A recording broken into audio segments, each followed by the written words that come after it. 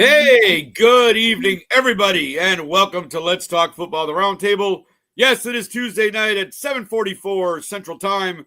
We are here. It is Tuesday. We're here, and I'm here. Nick Rosario's back. Thank you. Work is killing me this year, but it's okay. I got a break, so we're here tonight. It's the Roundtable. It's fun. It's Tuesday. We're talking football. We're doing all the good stuff. We bring you the funny. We bring you the football. We bring it all. Again, I'm Nick Rosario. Thank you for tuning in. Of course, I'm never alone. We are without our lovely Delilah this week. She's flying the friendly skies back to Chicago, so she'll be with us next week. But of course, I'm never alone, even when I am, because I have the voices in my head. No, I'm kidding. But Tina Winter. Tina, how are you on this lovely Tuesday? How's it going? I also have voices in my head. As long as you don't answer them, you're okay. There you go. I'm good. I am, even though work's a little crazy, I am more rested and relaxed since I just got back from Puerto Vallarta. Yes, that is very nice. So, you got to take a vacation. Yes, I'm, again, only slightly jealous. No, but yeah. I'm glad you had a good time. I'm glad you got your rest in. That's a good thing, believe me. Everybody needs to recharge every now and again. So, but right before your kind of busy season, so that's probably good, too, that you were able to get away for a few days. Yep.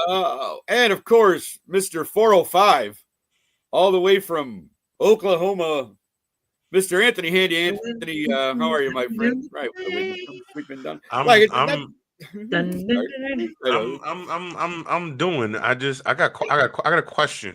Oh, okay. Question time. You say this the round table. Yeah. Right. That sure. I mean it's the table is circular. Generally, yes, that's what that would mean. You got it. Then why my desk got a right angle in it? I don't know. That's a great question. I just curious. I was just looking at it. I had to do the Pythagorean theorem, and it's like 45. But yeah, it's got a right angle in it. So I guess I'm part of the square table. Well, anyway, I'm all right, man. I'm doing pretty good. I do listen to the voices in my head, and I let them out, as you all know. But I didn't nobody ask no commentary, man. See, I am Chris Collinsworth, and I'm doing a solo show. Okay, thank you very much. Although I don't doubt very seriously, he sounds like a very height challenged comedian with a perm from somewhere in Cincinnati, Ohio. Yeah, really. But anyway, I'm here, bro. I'm doing good. Yeah, I'm here, and and the trash needs disposal, and I'm happy. And Zamunda, all of that stuff. Let's go. All right. Hey, I'm with it, man. Let's do this. Like I said, it's three of us tonight, so we're going to bring you everything we can. And as always, how do we start our evening? And every game with a coin toss.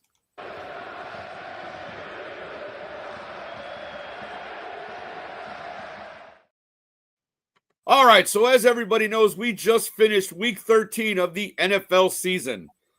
And I tell you, ladies and gentlemen, and anybody else who may be watching, that the playoffs seedings are starting to heat up a little bit. And as such, I thought it would be a great time to kind of talk about this and get everybody's opinion of where we are in this current day. So again, remember, this reflects where we are as of right now. If the playoffs were to start today, this is what they would look like. Anthony, can you throw that up for me there, boss? We got a picture here for you to show you what we're talking about, my friends. Because again, I think, he tossed it. And there it goes. All right, never mind. Oh, you meant the graphic. My bad. Oh, sure. You said throw it up there. I didn't. I did. All right, here we go. So if you look at this, you may see some things that at the beginning of the year you would have never thought possible. Because if you look at the two number one seeds on this board, they are the Chicago Bears in the NFC and the New England Patriots in the AFC. But if you talk to one Tina Winter, there's an asterisk next to that New England. Tell him, Tina, why are you upset about this as of this current moment? Go ahead, give it to him. Because New England had not played its bye as of this point, so they are one game ahead of everybody else that's on this list. That is correct, but again, it was just funny because when I put this up in the group chat, Tina interjected immediately with, well, you know what? They played one more game. Number one and have the bye. Right. That's the reason why I'm pissed. I know. But again, obviously we know the season is not ended yet. But that's why we're bringing this up, because this, to me, again, in both conferences, there's a lot of interesting things that could happen in these last 5 weeks that could really, like, 3 or 4 of these teams, well, probably 3 teams in the NFC could definitely be out. I mean, in the AFC could definitely be out, and 3 new teams could be in. The way that things are going. NFC is a little bit more, to me, a little bit, it's still there. There could be some stuff happening, but past Detroit or Dallas, I think that's about it. The Cardinals or Carolina faces a tough road, but hey. Anyway, let's get into this. So let's talk about the AFC first, because I know that's Tina's domain and she loves the AFC. But let's look at this. I mean, you got New England for right now in that first position, right? Her Denver Broncos sit there at the 2 spot. Jacksonville at 3, Baltimore at 4, Chargers at 5, Indy 6, and Buffalo at 7. So, Handy, I'm going to start with you, my friend, because right behind them is Houston at 8 at 7 and 5, Pittsburgh at 6 and 6 at 9, and Kansas City, Tina's favorite team to hate, is also 6 and 6, sitting in that number 10 spot. Now, Handy, here's my question to you, my friend. Of the teams I just mentioned, which team would you say is probably the first one out of that top 7? If you had to pick one that would not make the playoffs, who would you say is out in that top 7 after, going forward? The top 7 in the AFC? Yes, sir. First one out? Yes, sir. I'm going to go with the Bills. Okay. I think I love, as the ladies call him on the ladies show, the massive piece of magic. Yes, but, they do. I think since Mr. Man has gotten married, he's using his massive piece for another type of magic and not so much the one. I said it out loud, didn't I? You did. You certainly did. No, it's all I'm right. sorry. I'm sorry. Let me rephrase that. Okay, remix. Anyway, he's been happily married. Sure. And you're young, you get married, and sometimes you don't focus on stuff you're supposed to focus on. So, I'm just saying, I think, actually, I don't know. I don't think that's the cause. I just think every team has a period of time where they're dominant, but at some point, it doesn't matter how much mechanic work you do in the car. After a while, you have to let it sit and become a touring car. You can't drive it like you used to drive it anymore. We're seeing it with the Bills. We're also seeing it with the the other team that you said was tied for 9th, the Kansas City Chiefs. You're starting to see those dominant teams are starting to take a step back. Everybody's got to fall back at some point. The 85 Bears did it. The Steelers did it. The Cowboys of the 70s did it. Nobody stays dominant forever, and I think they're falling into that. They're starting to hit that fallback. So I would say the Bills first. Okay. Tina, do you agree with that, or do you think it's another team in there that could possibly go by the wayside?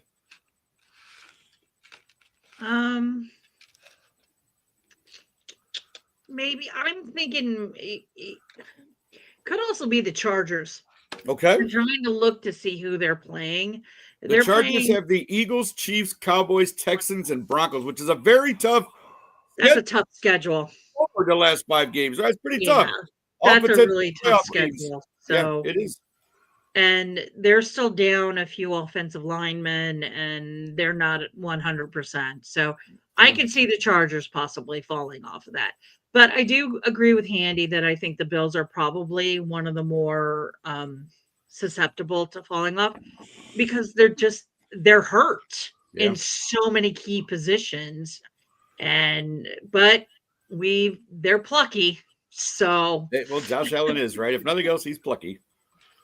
Or the Chargers too. Justin Herbert apparently had a wrist injury or hand injury, but says he's going to play. He's fine. Like he's good to go. So yeah, what are you going to do? I just the next 5 weeks are going to be really interesting. Yeah. Oh yeah. How some 100%. Of this. I mean, nobody's probably. Oh Jesus, Handy. What happened? What did I miss there? I work with a dude. House eyebrows are plucky. Okay. Okay. All righty then. Good evening, everyone. Love this ladies takeover. Yes, thank you, Mr. Ben Cornett, as always. Yes. I mean, I dressed as a woman once, but that's a whole other story. But thank you. I hope you're having a great evening. As did I, strictly for charity. Quite hilarious. There you go. Mine was on stage, so that's my excuse. But anyways, as I was saying. But I'm sorry, Tito. Were you finished? I'm sorry. We always get sidetracked somehow, and then it goes from there, and I never remember where we were or what just happened. I was thinking about the Jags division. That's a division that could possibly flip too. So well, see, that's what I wanted to go with because I feel like, and this is crazy because just a few weeks ago we were talking about how what the greatest story this was with Daniel Jones leading Indianapolis, to the record they had, and now they're 8-4 in the sixth position. Yeah, they're tied 8-4. Yeah, that could flip so easily. I think it's going to, because look at their schedule the rest of the way. 5 games. They play the Jaguars twice, the Seahawks, 49ers, and Texans. To me, again, the Texans have the best defense right now in football. They are killing people. They literally have rebounded nicely, and that defense is solid, and they're just plowing through people. I feel like, for me, Indy is the team out. Even though, like I said, a couple weeks ago, we were talking, hey, Indy could be a number 1 or number 2 in this conference. But again, they've fallen a little bit, and the rest of their schedule is tough. I'm voting for Indy to miss the playoffs at that number 6 position at 8-4 with the schedule they have left. I would go with Indianapolis to fall out of the playoff race. Now, the flip side of that then is, and I'll start with me, I guess, I was going to say that I think the team in that kind of replaces Indy would be Houston. I feel like just Houston would get in just the way they're playing their remaining schedule. Again, they got a couple of easier games with the Cardinals and the Raiders, but they also do play the Chiefs, Chargers, and Colts.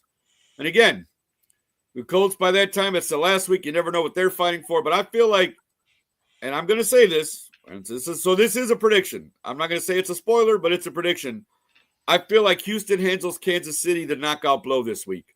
They play each other, and I feel like the Texans' defense is just going to eat up that offensive line of Kansas City, and you're going to see Kansas City fall to 6-7, and pretty much almost just knocking them out entirely from making the playoffs this year in that 10 spot. So that's going to be my bold prediction of the week, is that Houston delivers a knockout blow this week to the old Kansas City Chiefs. Tina, what do you think? Who would be your next team in if if Indy fails? What would you say? Houston. Yeah, go with the Texans as well. Yeah, they've actually been playing. I don't get to, again, because I'm not one of those people that has all the channels to watch all the games. No, sure. Houston has, from what I've seen, been playing very, very well. Yes. So, Stroud's coming back this week. So yeah, you don't have to see was it Davis Mills, but again, I thought he's played bad. I mean, his defense has helped him. Wait a minute, the cereal dude is playing football. Yes, General Mills is playing football. Yes. Okay, I just check it. All right, very good. I like the Count Chocula. It was great. Yes, me too. We knocked Mr. Stroud out. Yeah. And then Davis has been playing since. Yeah, Davis Mills has been the man there. But yeah, so again, like I said, it really is a thing where, like, again, it could go either way. But I just feel like, especially in the AFC there, we may see a team or two. Because, I mean, again, both Indy and Buffalo. The problem is that I don't feel like, and I think I said this earlier, and I know it was just me being more of a hater because, I'm not an Aaron Rodgers fan. And I talked about how Aaron would give Mike Tomlin his first losing season. If everybody remembers, I shouted that out. And currently they're 6-6. And their remaining games, just to show you, they do play a division game. We always know those are tough. They play the Ravens this week. Ooh. They also have the Lions and then the Ravens again. Now, again, I know the Lions, we're going to get to the Lions in a minute with the NFC. But Pittsburgh actually, because I never know what Pittsburgh team is going to show up, like what Aaron Rodgers is coming that week. Again, they have a good defense, but just saying that, little team from Chicago never mind. Okay, we'll get to that later. But I'm just saying that the Steelers defense itself is still there. They got shredded last week, but again, what are you going to do? It's just. And I just looked at the Texans' schedule. Yeah. To kind of go back to what you say. Yeah. So it's the Chiefs, the Cardinals, the Raiders, the Chargers, and the Texans and the Colts. Yep. 3 of those games are totally winnable for the sure. Texans. Oh yeah, 100%. So that's why I say at 7-5, if you can win 3 more games and be 10-7, again with Indy and the schedule they have, because I mean Indy's basically playing 5 against. Again, when you got the Jags twice, who have won, what is it, 4 in a row now since their game in Germany or whatever? Like, they've been on a roll and they've just looked better in general, overall as a football team. So, I mean, they're playing well. And then you still have to go, Seahawks, who we know are playing well, 49ers, who are right there at 9-4, and then the Texans in the last week. So, I mean, that could be for the division. Who knows what's going on there? But I'm just saying, like, I just feel like Indy is definitely riding the teeter-totter more maybe than Buffalo is a little bit, or the Chargers. But again, very much looking forward to the end of the season in the AFC because I just feel like so much could still happen between 1 and at least 8, as it were. Again, I don't know what Pittsburgh and Kansas City are going to pull out of their magic hat this week to stay alive, but we shall see. And again, for I think Tina would be happy if Kansas City lost. Obviously, I don't necessarily root against them, but I would like to see different teams in the playoffs myself. So I'm more than happy to have, a couple of teams disappear who normally are there and have some new blood in the. But yeah, we'll see how it goes. Again, that was our look kind of at the AFC. Let's switch over now to the NFC, where again, if we go in order, we have the Bears right now as the number 1 seed, which I think nobody would have predicted that before the season. Rams at number 2, Philly at number 3, Tampa Bay number 4, Seattle 5, Green Bay 6, San Francisco at 7, and then 8, 9, and 10 are the Lions, Cowboys, and Carolina.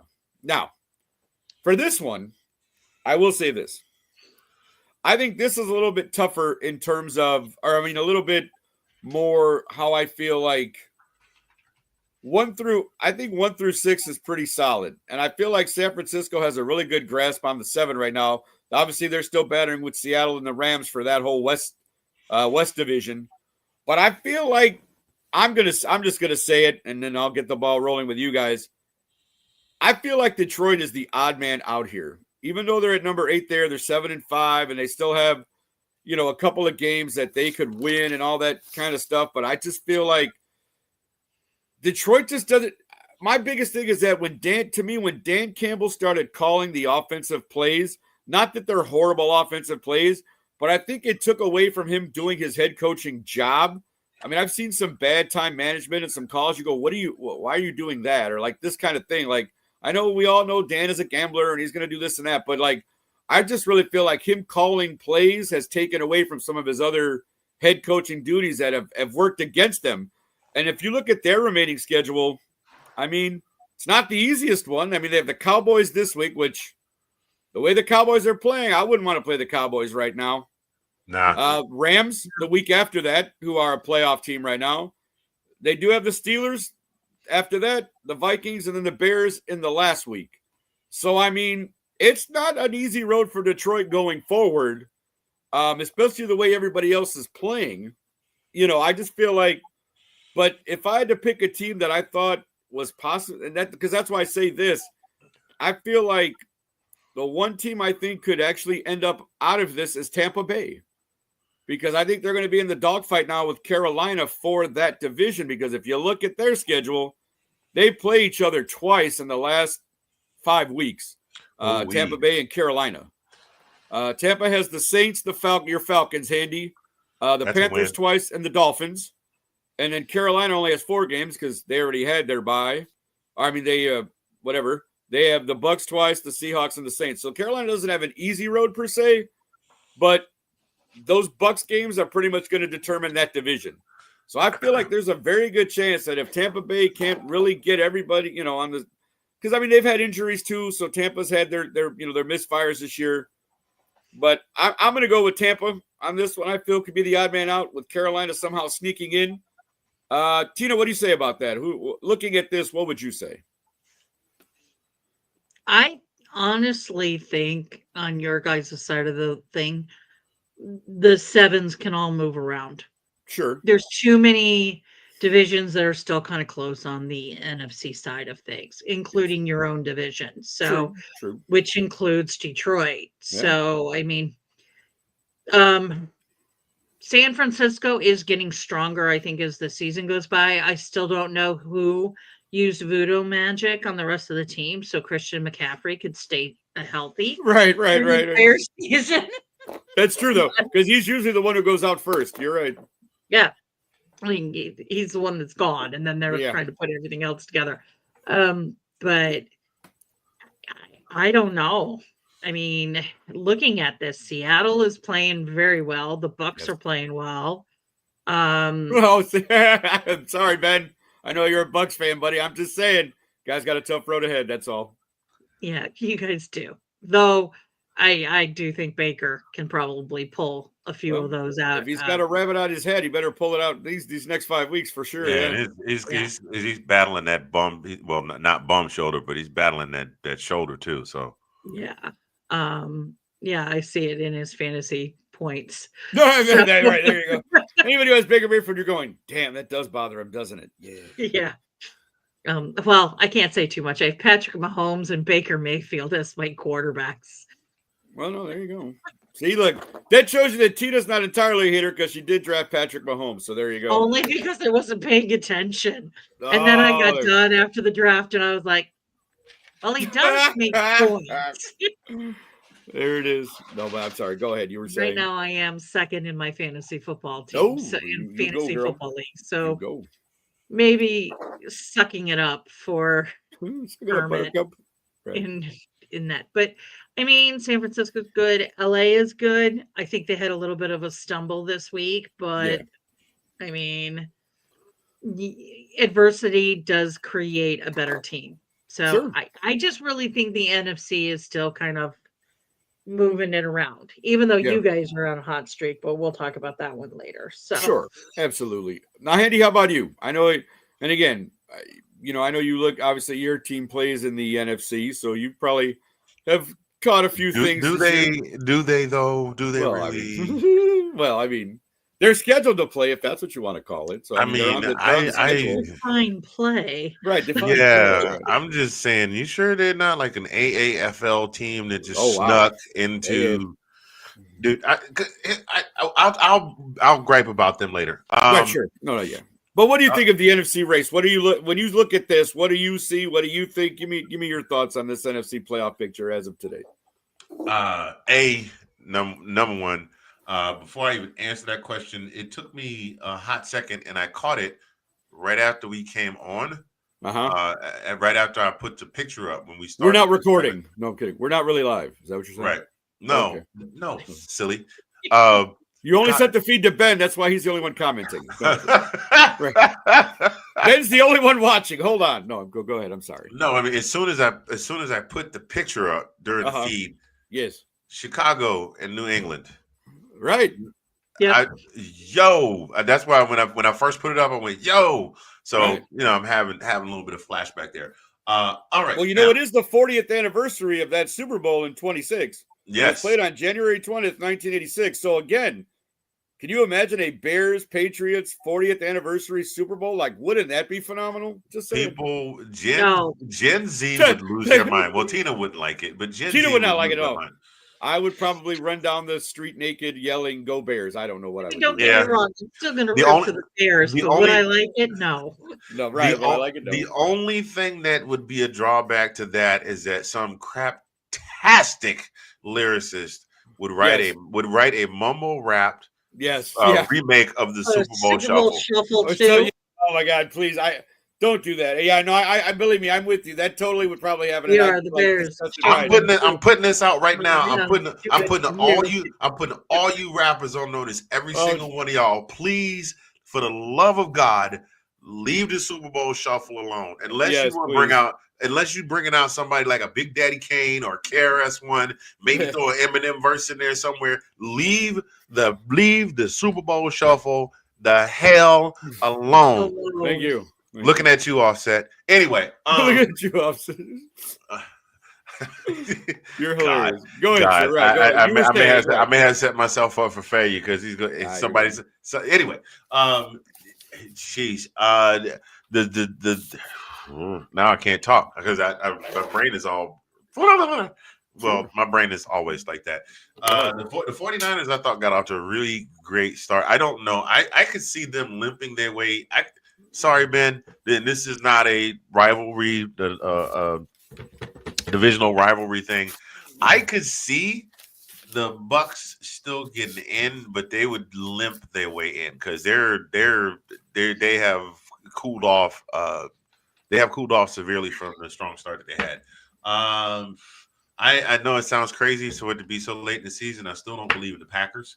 And San Francisco is very prone to get a back. San Francisco is going to go one of two ways. They're either going to stay right where they are they're either going to stay right where they are, or in about a week or two, they're going to get the worst case of the injury bug ever, and they're going to fall out of the playoffs. So I'm going to go with them Voodoo first. ran out of dolls. Yeah. Well, that's interesting you say that, because Green Bay itself, when you look at the schedule, they have the Bears twice, because they set it up where we play them, twice within the last 5 weeks of the season. Tina's Broncos still have to play Los Packers, Green Bay. They also have to play the Ravens, who are fighting. And I don't, again, that's another team we could have talked about in the AFC that they're barely holding on, and I don't know what's going on in Baltimore right now.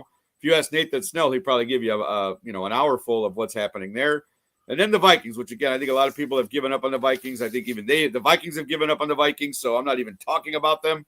But, yeah, it's not like that, Green Bay has the easiest road in the last 5 weeks either at that sixth position. So, that's not a bad team to pull up there. Again, considering when the year started, right? What did most people say? Lions first, Green Bay second, Vikings probably third, Bears last. I don't know how many people – and, again, I understand – the Bears are having a year but none of us predicted. We get that. Ben Johnson has those boys believing. They're playing hard. They're buying in. I get all that. But none of this was believe me, on our radar when this season started. We were like, as long as we win more than 5 games, that's good. That's a successful season for us. And now we find ourselves at 9-3 in the first position in the NFC. So, again, sorry, Handy. I was just, I get on a roll myself, and I just keep going. So, yeah, let's go ahead. You're fine. The Eagles are not looking as dominant as they started the season out. I'm not saying that they would fall. I'm not saying they would fall out of the. But I could see them finishing the season out as a lower playoff seed. As much as I. So do you think Dallas overtakes them? That's what you're saying? Like they won't win the division, but somehow Dallas does? Is that where we're going? I think it's a possibility. If Dallas keeps playing like they've been playing, when they were playing, okay, who did they beat this past week? Was it the Chiefs? And then they beat the Eagles the week before. Yeah, it was when they beat the Eagles, I said the last 2 Super Bowl winners they beat. Right. The last 2 weeks. When they beat the Eagles, I said, "Oh my God, Dallas fans are going to start saying we're going to the Super Bowl." Then I was watching the game because, of course, we get every Dallas game here for some reason. Yes, because you're right above them. We're in Oklahoma.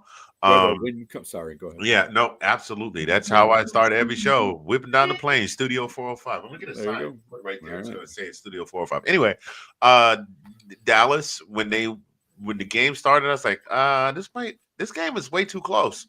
Wait a minute, Dallas is winning. And then when it started to dawn on me that they were going to win, I was like, oh my God, Dallas fans, the rabid ones are going to be absolutely insufferable. But now that I'm thinking about it, they're definitely CeeDee Lamb started catching the football. The defense actually started making tackles. They were like, hey, the rest of us was on the team as well as Micah Parsons. We could tackle too. Well, like, since the trade, you say that Keenan Williams has been a spark plug for that defense. I'm telling you. And now since that trade, they have been on fire. Yes, so now they are starting to, as Charlie Sheen would say, winning. So, I could see Dallas maybe not overtaking Philly, but I could see Dallas sneaking into and knocking out one of those other teams. Yeah, like if San Francisco were to fall out, I could see Dallas sliding into that 7th spot right there. Yeah. Well, Dallas has the Lions, the Vikings the next 2 weeks, which for Dallas right now, those are 2 very winnable games. Let's just be honest about that. Then they got the Chargers, which again, Chargers are fighing for their playoff life too there with that 5 seed. But then their last 2 games are the Commanders and the Giants, who are I'm loving seeing Jameis out there when they let him play. Yeah, but Jackson Dart came back, and we all saw what happened last night, right? When he got plowed going out of bounds. So there you go. And God bless the Commanders. Like the wheels for some reason just decided to fall off about 3-4 weeks ago, and it's just been the downhill slide. Well, they put them back on Sunday Night Football. So we'll talk about that too. Tina's gonna get a chance to talk about that game. Believe me, I know that it's a heart attack city there on Sunday night. You talked up our boy. He just popped in the comments, Mr. One and Only, Mr. Nathan Snell. Hey, Nate, how you doing, brother? Good evening. Thank you for watching. Always a pleasure to talk with you, Nate. But that's why I say Dallas in their schedule. They can go 4-1, possibly 5-0 in those last 5 games. The way that they're playing right now, and it's like. I'm not gonna lie. I wouldn't want to play Dallas right now the way that they're playing. Their offense is running on. I have no jokes. Yeah, they're running on all cylinders on offense. That defense is playing 10 times better than it was the start of the year. Now again, do we give credit? Because Because we all know who the defensive coordinator is for the Dallas Cowboys, right? One man who was fired last Thanksgiving from Chicago, one Matt Eberflus. So, I mean, again, we always thought Matt had a good defensive mind, just didn't cut it as a head coach. But he's got his Cowboys, whatever schemes he's cooking up, they're working. So good on you, Matt Eberflus, for finding a home in Dallas as a D coordinator. But yeah, I mean, Dallas to me has a favorable schedule, and they sit there. They're not, and remember, they have the tie with Green Bay, so that's one less loss than some other people might have going forward. They're 6-5-1. So if they can pull out a 4-1, they're only going to have 6 losses. So that could definitely help them as well when it comes time, the end of the year, for that playoff seeding. So yeah, I think there's, again, we're only talking about this. It's the end of week 13. We have 5 weeks left in the season. We're all excited to play, Tina, well, sorry, Handy, you may not be as excited. Tina's team is right there. My team is right there. And we'll talk about the poor Falcons in our next segment. We have been at this for a little bit. You don't have to. We really don't. Okay. I mean, I'm going to anyway. We're going to anyway, but we don't have to. No, I got you, brother. But listen, we're going to take a quick break.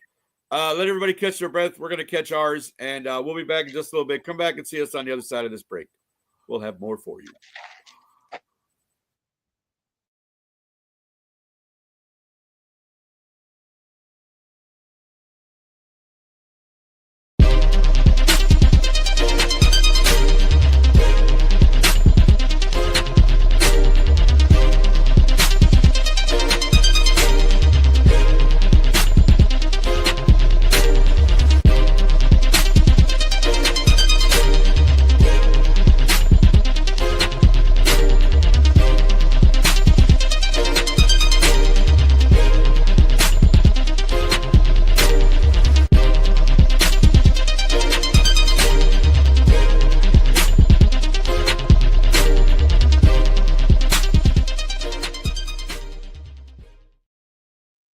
All right. That, of course, was a little commercial for the Roundtable Movie Podcast. A little side project we all started working on after last football season. I think we just all kind of missed each other and wanted to find a way to still talk to each other. So we're like, hey, let's do a movie podcast. So, again, be looking for that possibly in the future.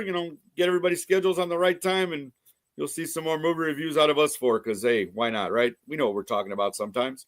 But anyways, let us move on because, again, we got you a playoff picture. We see where that's at right now. Again, the last 5 weeks of the season, to me, are going to be very exciting. But let's get into a little bit more of our team talk.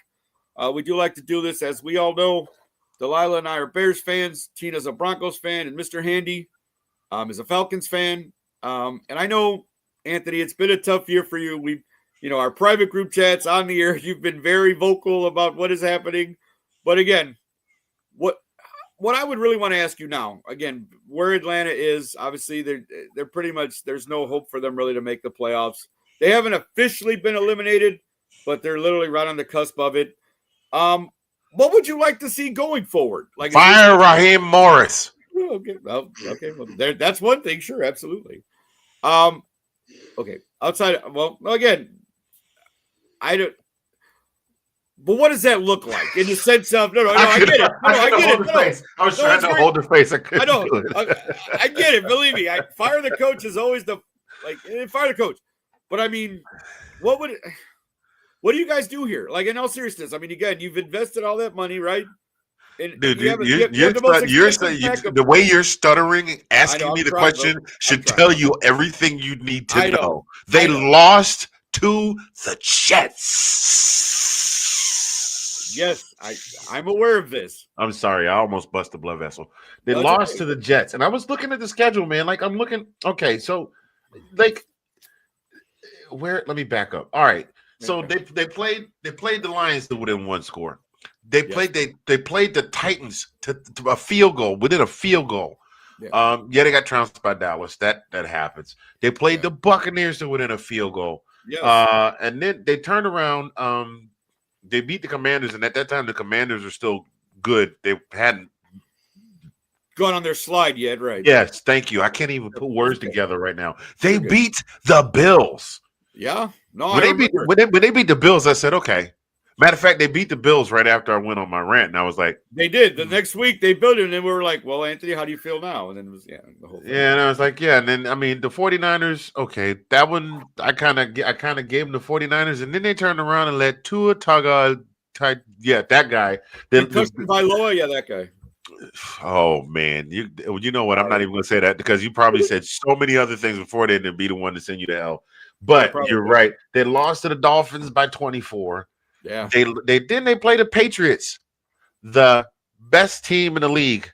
1 point loss. I'm like, okay, what? Like they're the most bipolar, dysfunctional, made in the butt crack of Indonesia set of not knocking Indonesia, just saying a lot of goods are made there. It's just the ones that aren't well put together are made somewhere in the butt crack. Okay, no knock on Indonesia, y'all. Don't know Indonesian people come looking. Please no emails. Send them to Anthony Handy at whatever email address is, not us. Yeah, okay. Let me go ahead. Let me get a disclaimer. The views expressed by Anthony Handy are not necessarily those expressed by any of the other cast members of the Roundtable or any of the Let's Talk Football family of podcasts thereof. Anyway, keep it moving. Like they lost to the Patriots. They played the Colts. Like I don't get it. I don't get it. It's like which one of the two of you is going to show up? It's like watching Eddie Murphy. It's like watching Sherman Klump fight with Buddy Love. You can't beat me, Sherman. Yes, I can't. You can't. It's just it's driving me nuts, man. Well, I can imagine. And then to put the icing on the cake, they lost to the Jets. They lost to a team who had one of the most famous fans in the league that retired as their mascot, as their top fan because they sucked that badly. A team that chased off Fireman Joe beat my Falcons. Yeah. What is it? I mean, even you know, it's got to be bad. Like, I'll put it to you like this. Okay. Black people, my folks, African Americans, North American persons of color, whatever you want to call us. We have a tendency, we want to support the underdog. We root for the underdog because, you know, for reasons, for reasons and things like that. And we always want to root for the underdog. When black people stop going to see the Falcons play, you know it's something wrong. Oh wow! You said what black people? We go go to a Falcons game. Did you think I'm playing? Remember when we're not. We don't. That's you what think we're I'm playing. Atlanta, like for a long time, DC was considered the quote unquote blackest city in the country. That's why they called it Chocolate City back in the day. And then at some point in the 90s, it began to shift down south to that city, right? Just a few, about an hour southwest of the Savannah River border between Georgia and South Carolina. And then it became the hip hop capital of the world for a long while. It took that throne away from, well, it didn't take the throne, but they were putting out more hip hop during the 90s and the early 2000s. And then everybody just said, we're going to Atlanta. Atlanta is the new Black Mecca. And now I'm not even joking. No, I know. I am not even joking. And now we're not going to the games. Arthur Blank. We don't, Arthur Blank. My peoples don't go to Home Depot. I mean, I do because I like to put stuff together. But as a general rule, my peoples don't go to Home Depot because we got a cousin that can fix that. But my God, we're so gonna get so many.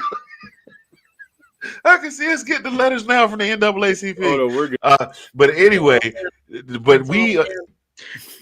But don't point at me like that. He did it. The guy up here in my screen, he's up there. Do I need to do this to protect y'all from No. There we go. Not at all, my friend. You ain't got to protect me from nothing. We good.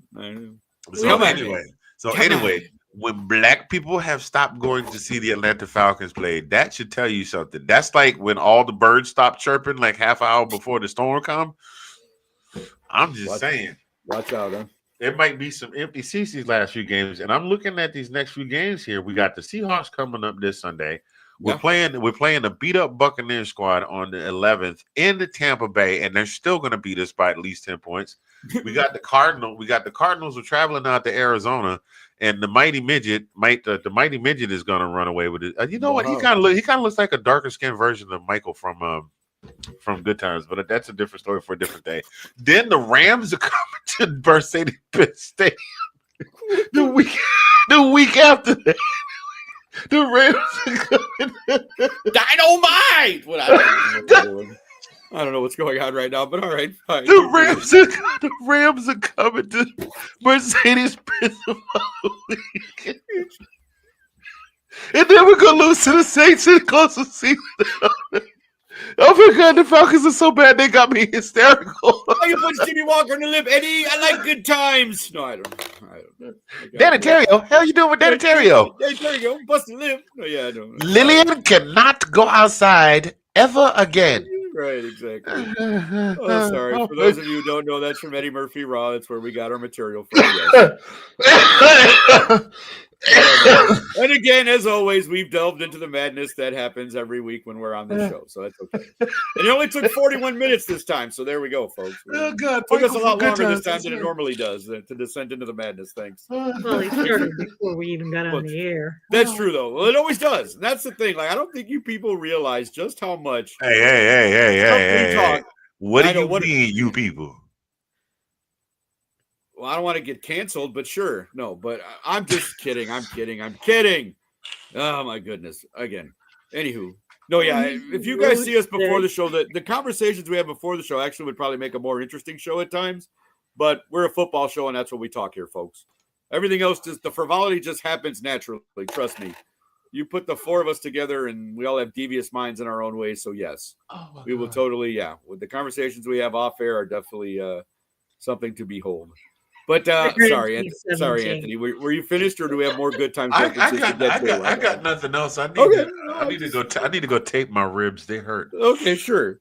Well, then, on that note, we'll go to Miss Tina, because again, Tina, we all know where your Broncos sit, and again, with the asterisks, we know they should be number one. They have one more game played by New England. We get it, but Denver, a very impressive. Denver. Very, I mean, just playing really well. 10-2. They've won. Is it 8 games in a row now or 9? Or is it 10 even? 9. It's 9 in a row. Okay, yeah. I knew they were close to that. There you go. Patrick Surtain. One of the reasons I would have to say for the 9-game winning streak is definitely the play of this man. But yeah, Tina, give us a little, how do you feel about your team going forward? Any takeaways from this year? What is your favorite thing that's happened? Maybe give us everything you want on the old Denver Broncos. I think our defense was even better than what people thought it was going to be. Sure. And they were listing it to be a top 5 coming into the season, and they've definitely shown. And we even played 3 games without Pat Surtain, and we still won those games. And the secondary stepped up and did what they needed to do while he was out. But he's a game changer. Having him back in the next 5 weeks is going to, he's essentially a roamer. He kind of goes wherever he has his people, his person and his zone that he's supposed to cover, but he can kind of move around, and he's amazing to watch. I really, out of all of it, and I know a lot of people, especially in the Broncos fandom, are a little perturbed by our offensive output, but I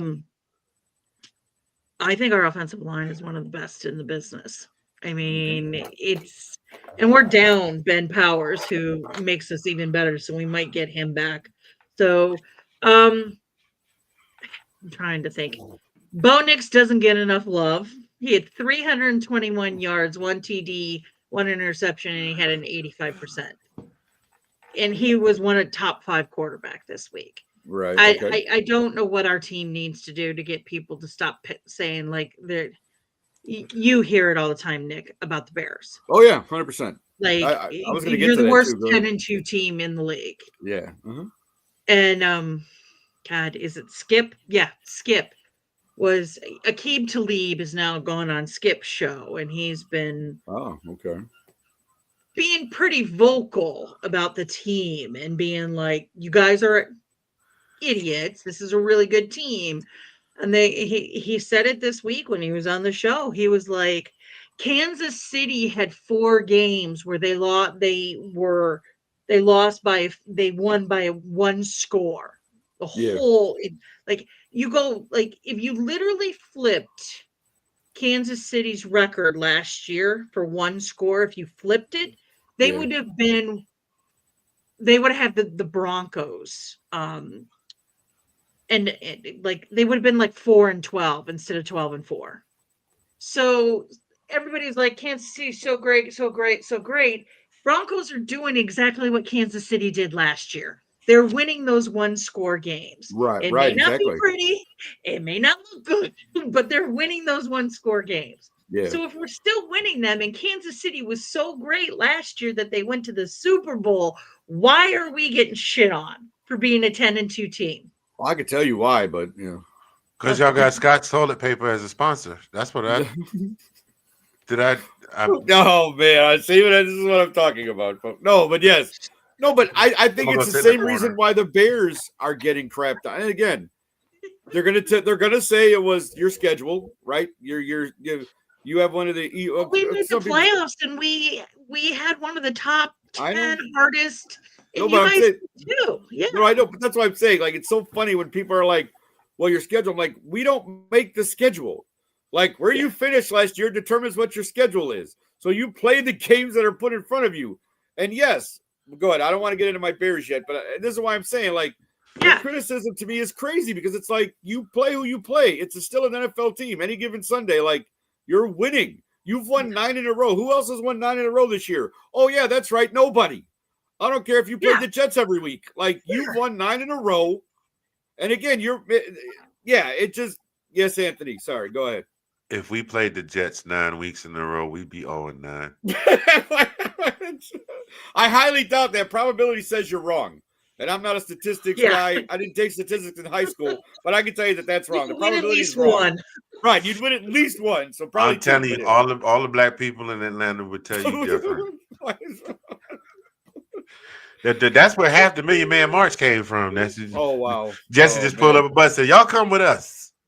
Mercy. And you guys got it too. Like for the past 3-4 weeks, they've not even wanted to put us in the top 10 in the power rankings. No, the Eagles are still in there. The Chiefs are still in there. The Bills were still in there. I was like, oh, but they're so good. And it's like, we beat the Eagles the first month we came out. Yeah. And it took you guys beating them for them to jump both of us into the top 5. True that. And it's like, finally, I just like Mile High Minute, we do a good, bad, and ugly thing, and Todd wants to change it to good, better, and the best because we're winning and we are the best. Don't be taking my coach's catchphrase, all right? Though you tell Todd to relax over there, pal. You got your own thing in Denver. Leave our Chicago thing alone. You know what I'm saying, buddy? You don't want me coming to your house with a bag of poop to throw at your front door. Incomplete chant in Almost Home. The Bears fans were all like, what is that? What is going on, right? What is going on here? For those that don't know, at Mile High in Vesco, every time the opposite team throws an incomplete pass, the whole stadium goes in. Come, please. There it is. That's right. Gotta love it though. Gotta love it. Every stadium has one, right? It's great. Yeah, that's been our thing. You can actually, if it's in Denver, you can even hear them. Probably on the TV. Yeah. Well, on the TV once in a while. So yeah, you do that. But it's just the people are just sitting there and they're like, well, we crowned who we crowned in the beginning, and we're not going to let that go. And this year, playoffs in the football has shown. Yeah. There's more parity in football than what people thought. Oh, 100%. And the teams that were supposed to run away are not going to run away. And I mean, I don't know what's going on. And I wish I liked a Philly fan to ask them what I think is going wrong in Philly. Well, I actually have one. My Aunt Aileen is a huge Eagles fan. So I may have to ask her. I'll get back to you on that. You know, no, which is the crazy part. But she's a total Eagles fan. So I'm going to ask her, and I'm going to get back to you on that. I'm going to get you an answer from an actual Eagles fan and see what she thinks, because that's, I actually have one in the family, so I'm going to have to talk to her about that one. I got a Steelers fan in the family. I don't.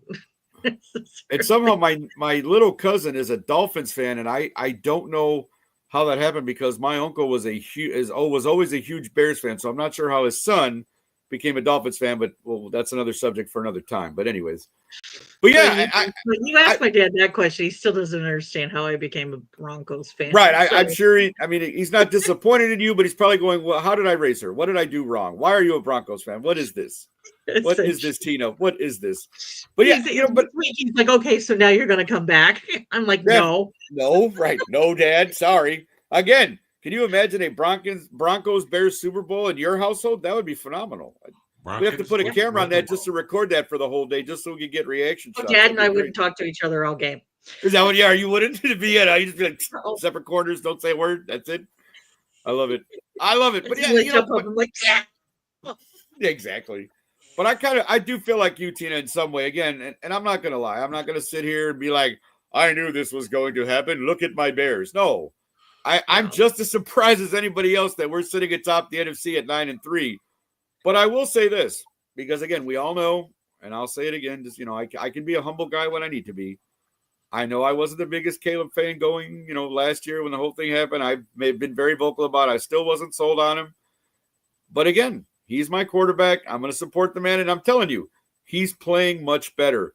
The only thing I would say, again, Ben Johnson at least has these guys. If nothing else, these guys are believing in themselves. They're believing in each other, and they're going out there and they're playing hard for 60 minutes. What was one of the biggest arguments and complaints I had last year was we didn't play a full game.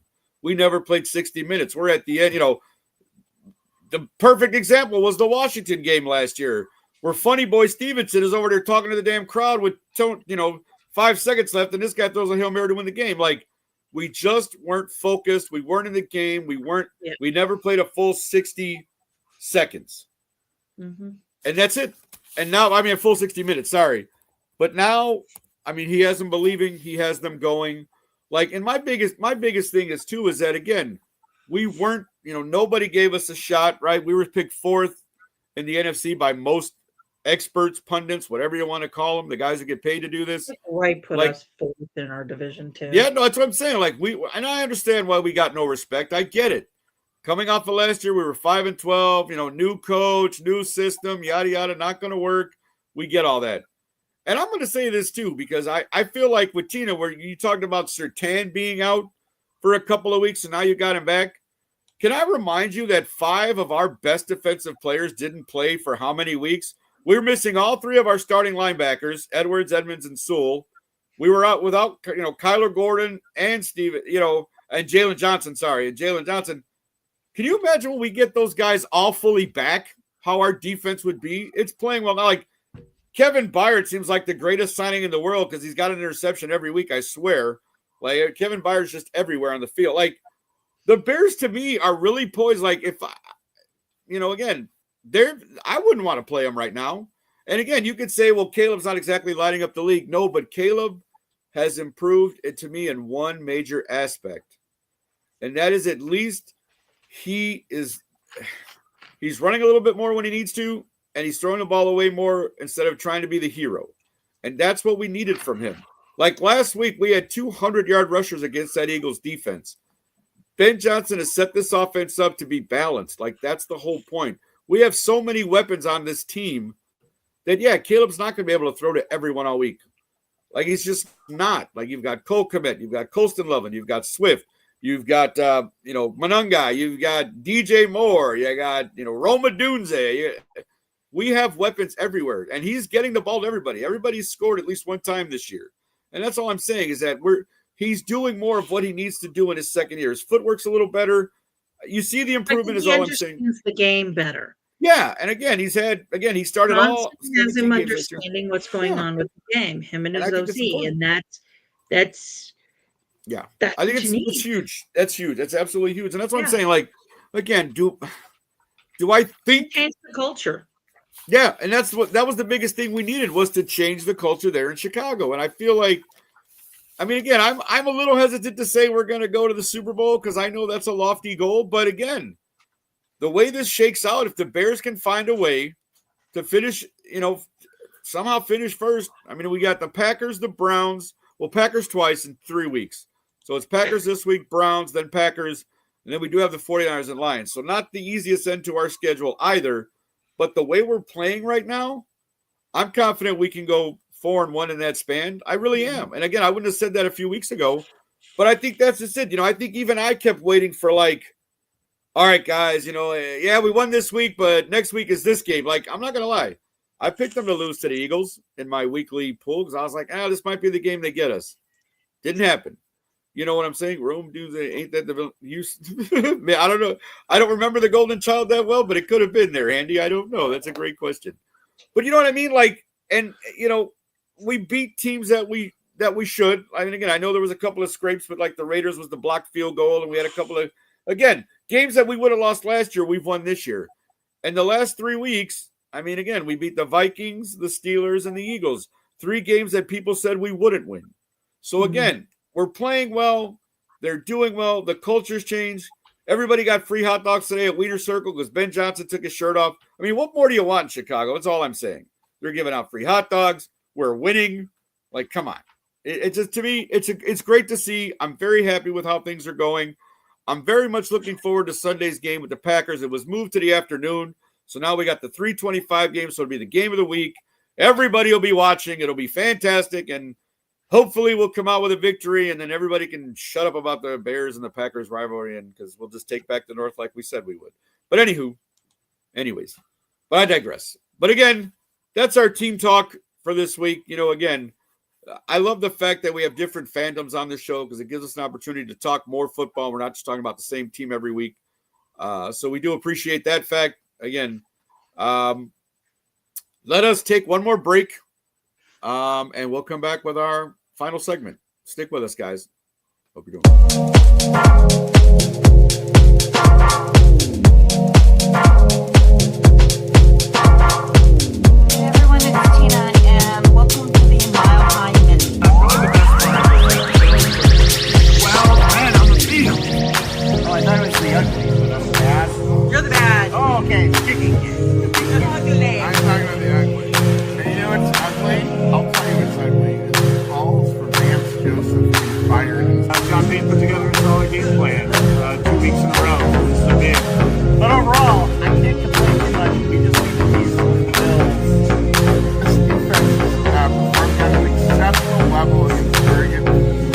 This was our 3rd win in a row. Very happy. I'm just concerned about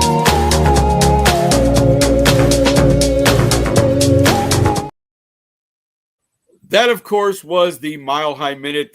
Tina and her cohorts there, all Denver Broncos fans. Is it every Thursday? I just want to make sure I get that right. Usually every Thursday. You will find them talking everything Broncos and anything in between.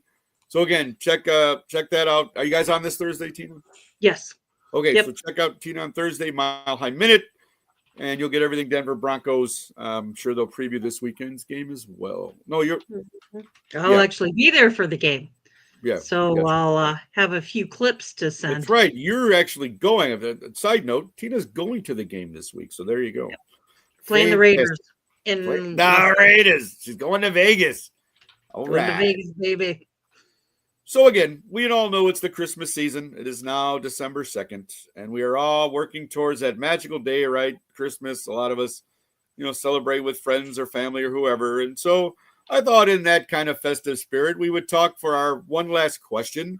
We would ask everybody what your favorite Christmas song is. I'm sure everybody has one, or at least a couple that you really look forward to hearing every year. So we'll start with Mr. Handy. Mr. Handy, do you have a favorite Christmas song or one or two favorites, Mr.? God, I got a ton of them I love. My favorite, I think I heard for the first time when I was about 6 or 7, and it was the Carpenters with a song called Merry Christmas, Darling. Yes. Okay. And I mean, the song itself was pretty simple, but I always was into music and how the parts of the song go together, especially the harmonies. And it's that part at the end with her and Richard, I think her brother was. Her brother's name was, and the way that they mixed, it was like an 8-part harmony or something like that, and counter melodies. And I was like, I gotta listen to that again. And this is before I had a cassette tape player, so I would and play it over and over again. And my mother's like, if you tear up my damn album, I'm gonna come in there and skin your ass. Okay. Mm-hmm. I believe that too. You didn't play with our albums back in the day, I tell you. No, it didn't. So I got a copy of the single from the record shop. That's young people, Generation Z. That's where people used to actually go when they used to buy, and they were pressed from wax, and they had grooves in it. Well, it actually had one long groove that went all the way around the record, and it had the music imprinted on it. We used to listen to it. And then some time ago, some guy said, what happened if you make it go backwards? And then that's how the wiki was invented. And then they used that sound to describe the online encyclopedia, and that's how the whole thing was born. But to drive this thing back, I am sorry, y'all don't pay me any mind. I am losing my mind in real time right here on the internet, dude. Today, for sure. Oh yeah, math. I told you my desk is not a right angle. That's where the tangents. I like that. Thank you. I gotta add that. Sin-B, Tan-B. Anyway, keeping the thing. That's my favorite Christmas song, but there is a song, again, I'm gonna have to bring this back to my skin color, that people that look like me, they don't, even though they know the song and the melody to the song is called by another name, they call that song In My Mind by the Temptations, because that's the first word. That's the first word that is sang in the song. 'Twas the night before Christmas, and all through the house, not a creature was stirring, not even a mouse. In my mind. That's the Silent Night version by the Temptations. Those two. Right. I got okay. Very good. Very good. Especially when Melvin comes in with that bass. Silent night. Exactly. Oh, that's very good, Handy. That's not bad. Tina, how about you? Christmas songs. Do you have a favorite, or do you have a couple of favorites? Traditional Little Drummer Boy, mostly because my time from being in choir, all the different parts and the roundabouts and all of that. But modern, Last Christmas, I gave you my heart, of course. But the very next year, you gave it away. How the hell did I get wham? Wait a minute, hold on. I got Whamageddon before. I just lost Whamageddon. Nope, you did. You got it. Tina gave it to you, pal. Last Christmas. You did that on purpose. Last Christmas. I win. Favorite modern Christmas song. Okay, no. That's a good one. Let's be honest. And that's right after that is Do You Know It's Christmas? See there. I'm so showing my new wave 1980s. I'm with you because I'm junior high and high school. I am not lying. That I think as much as, like you said, before the song came out in 85, obviously we didn't know it existed. So yes, there's obviously traditional Christmas songs that I like that you hear, but I think my favorite Christmas song, given why it was put together, the meaning behind it, what it did for people, to me, Do They Know It's Christmas is my favorite Christmas song, and I look forward to hearing it. I mean, when you got all British artists and then you see Kool and the Gang in the video, like, come on, man, how do you not just love that? Like, you look at it's every English artist at the time you could think of, and then it was Bob Geldof. Guys in the back, and you just go, oh crap, it's Kool and the Gang. Like, it's the most hilarious. It's so great though. And if you want Bob Geldof, Bob Geldof will tell you, right? The Live Aid documentary talks about that, and how just they happen to be in town, so Kool and the Gang showed up and was in the video, and then did the song. So that, but again, that is my favorite. I think there's a couple of honorable mentions that I always, and one is by just to me a lady who probably doesn't get a lot of credit because she started her career as a background singer, but has put out her own music. And that's Darlene Love. That Christmas, Baby, Please Come Home. Yeah. Man, I hear that and I'm just like, I want my baby to come home. And I don't even have a baby. And I want her to come home. Like, Darlene Love just gets me in the feels every time I hear that song. And the vocal is so great. She's just such a great singer. And the best part about it, for people who like trivia, did you know that Darlene Love was Danny Glover's wife in Lethal Weapon? Just to throw that at you, just so you think about that one for a moment. Just know that. Right? Wasn't that Darlene Love, Handy? I don't think I'm wrong there. I did not know. Which movie? All right. The first Lethal Weapon. I thought Darlene Love played the wife.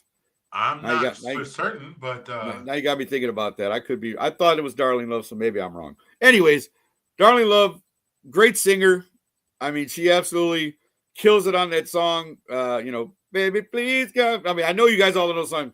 We're singing Deck the Hall. Anyways. Yeah. And I think if I had to go with numbers. Yeah, exactly. I mean, just a great song. And then this is kind of a cheesier one, but I think just because I'm now that I pulled her up, yes. Yeah, it's Darling Love, right? She was the wife in Lethal Weapon, right? I thought so. Probably my third favorite, it's kind of a tie, and it's two Beatles. That's why I think this is one of those things where people go, oh, come on. But Wonderful Christmas Time by Paul McCartney. It's just a catchy, quirky song that I think I just happen to love. And John Lennon's Happy Christmas, War is Over. Just was always a song I heard as a kid. And it just always stuck with me. And, my dad was a huge Beatles fan, so I always heard that one.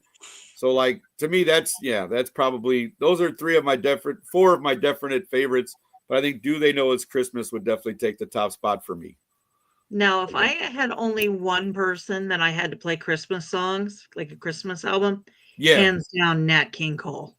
Oh, well. Oh, yeah. Chestnuts roasting on an open fire to start off, yeah. We're digging in the crates now, for real. Well, no. Right, folks, we're showing our age and we love it. It's okay. Listening to with my grandparents and my parents was all the Nat King Cole songs and his voice and everything. And so for me, if I have to be traditional, it's Nat King Cole. If I get one album. There you go. I got coming to town, Jackson 5. I got one more I want to throw in there. No, go ahead, absolutely. Jackson 5, Donny Hathaway. This Christmas. Yeah, no, it's a great one. And Nate, if I stepped on that one for you, I apologize. But that one, that's the one for me, for real. Sure. No, Nate put in Santa Claus is Coming to Town by the Jackson 5, which is a good one as well. Mm-hmm. Just to hear little Michael. And Santa Claus is coming to town. Grandma got run over by a reindeer. Well, that stopped myself from singing that one. I mean, when that song came out, that's all I sang. I think my grandmother probably got really mad because that's all I would sing every time we went to my grandmother's house at Christmas because I thought it was funny, right? She'd been drinking too much eggnog and we begged her not to go. How do you not? That's hilarious. But traditional, like you talk about, has to be for me Blue Christmas by Elvis Presley. Okay. Just that smooth, Elvis, right? Just his voice was so smooth, and as a kid, that's as the days keep falling. I mean, just that whole cool vibe that Elvis had. Who didn't love Blue Christmas? I'll have a blue Christmas. But anyways. And kind of way off the rails, but it also will lead into our last one that we said we were going to talk about our favorite Christmas movie. Oh yeah. I don't care. Every time about this year, I watch it over and over and over again, and I watch the same 15 minutes. Okay. Sisters, never be. Oh my God. Sisters. Now you got me thinking about the SNL sketch, though. Why would you do that, Tina? Why would you do that? And I do these. That's all. However, that being said, Bing Crosby's White Christmas. Der Bingle. An amazing song. So I got. Oh, there you go. I can hardly wait till Christmas. The OJs. All right. I got one more for you. I got one more for you, and this one is regional and known. I'm gonna keep showing Nate's here while I pull this up. He's got some good ones in here. I forgot about the Eagles doing that one. Nate's throwing down. But check this out. There is a song that they play every year here in Oklahoma. Everybody in Oklahoma knows it. And it's a local jingle for a jewelry shop. So anybody from where the hell is the screen? There it is. Everybody in Oklahoma City loses their mind when this song comes on because they know if they lost track of time or what time of year it is, when they hear this song, they know Christmas. They know that Christmas is coming. So here, what the hell are you doing? I don't want to do playing with you. Video won't play. Also, as far as rock people go, Bob Seger's Little Drummer Boy and Bruce Springsteen's Santa Claus is Coming to Town are two of my favorites. Yeah, those are both to me very good. Go ahead, Andy. What are you playing here? We got a video. Right, here, let's see. We got a video, and it is about to play right now. Jewelry is the gift to give, 'cause it's the gift that live and live. so give the gift you know can't fail. From BC Clark's anniversary sale. Most sales are after Christmas, but Clark's is just before. Most everything is marked way down. Savings you can't ignore. At Oklahoma's oldest jeweler since 1892. So give the gift you know can't fail. From BC Clark's anniversary sale. That right there, y'all, man. I get don't ask me why. I get hyped as hell when that comes on. It's catchy. It's really catchy. I mean, let's be Reminds honest. me of the Claymation ones with like I'm the Heat Meister Oh, with yeah, Rudolph and all Yeah. those guys. Burger Meister Burger. Burl Ives with that deep voice. Burl Ives. Yeah. Rudolph the red-nosed reindeer. No, anyways. Yep. Alexander O'Neill, my gift to you. Look at Nate is killing it. Nate's throwing out all kind of classics out there. Go ahead, Nate. Appreciate you tuning in, my brother. Thank you so much. Hope you're doing well out there in Baltimore land. Hope it's all going well for you, sir. But yeah, I mean, I think we could probably go on all night just naming our favorite Christmas songs. Again, it's a joyous time of year. There's been plenty of artists who have put out, many songs, and it's just, some are repeats, but again, different versions of songs just get you more than other versions do. So, I mean, this has always Notice been we didn't mention the one song because we're all sick of hearing well, okay, and I'm sure you can all figure out what. Don't say it. Don't say it, because we all know. We all know what it is because it's been the number one requested Christmas song now for pretty much since she put it out. I'll just give you that much. So you should all figure it out from that. But yes, it's played every year, thousands of times everywhere you go. Good for her. I know it's made her a ton of money. Very happy for her. Oh, it's the royalty checks are rolling in right now as we speak. I'm sure they are, but yeah. So that's the problem. Is now it is so overplayed. Yeah, it is. It's fine. Again, she wrote an original Christmas song, and everybody attached to it. And it again, I'm not gonna lie. With the first few years, I played that thing to death as well because I thought it was great. Plus, at that point, it was just one of those things where it's like, oh my god, we have a new Christmas song, yay! So yeah, but wait. From now on, you have to do your introduction to the show in that voice. From this. Merry Christmas! Yay! Is that one of those? Yeah, that one. Okay. Yes. Yeah. All right, we can work on that. The Irish Oak used to play it as its closing song. Did they? That's funny. No wonder they closed. That I liked. No wonder they year closed. Round, it was its closing song. That's funny. Rest in peace, Irish Oak. But yes, I've been there a few times. So, Yeah, I mean, that is funny. That's funny. If you think about it, if it's late enough on a March day, if it's 2:00 in the morning on a Friday and you're still at the Oak, and you're still at the Oak, and they're playing a Christmas song. There's a couple of times I've been there where people have been really, really drunk and they've been like, am I hearing what I think I'm hearing? Right. Is this really what we're playing? Have I been in a bar this long? Right. I thought it was 4th of July weekend. Exactly. Oh, well, on that note, ladies and gentlemen, we want to thank you for tuning in this week. Again, Delilah should be back with us next week. But thank you for tuning in. We saw Nate in the comments. We saw the Baltimore Ravens. Yeah, what'd you say, Tina? Sorry. Snell goes, a friendly reminder, do not trust the Baltimore Ravens. There it is. I'm telling you, Nate will give you. As a matter of fact, Nate, I'm going to be honest with you, brother. This is an open invitation to you. I'm sending it out there on the show so everybody hears it. We got 5 weeks left. If there's a week you want to come on and talk, please do. We haven't talked to you in a long time on air. So, and I know you got plenty to say. So if you're free one of these next 5 weeks, give us a holler and let us know, and we'll bring you on and talk some football, my friend. I hope you're doing well out there in Baltimore. Again, thanks to everyone for watching. We saw Nate in the comments, like we said, Ben in the comments. Thank you very much. Again, I hope you guys are all having a great week. Again, we should be back next Tuesday with the 4 of us. But for right now, for Tina Winter, Anthony Handy, and myself, Nick Rosario, thank you all for watching. My table is a tangent. And Anthony has a square table just like his square head. And on that note, folks, you have a great week. And we'll see you next time. Thank you very much. All right. Woo!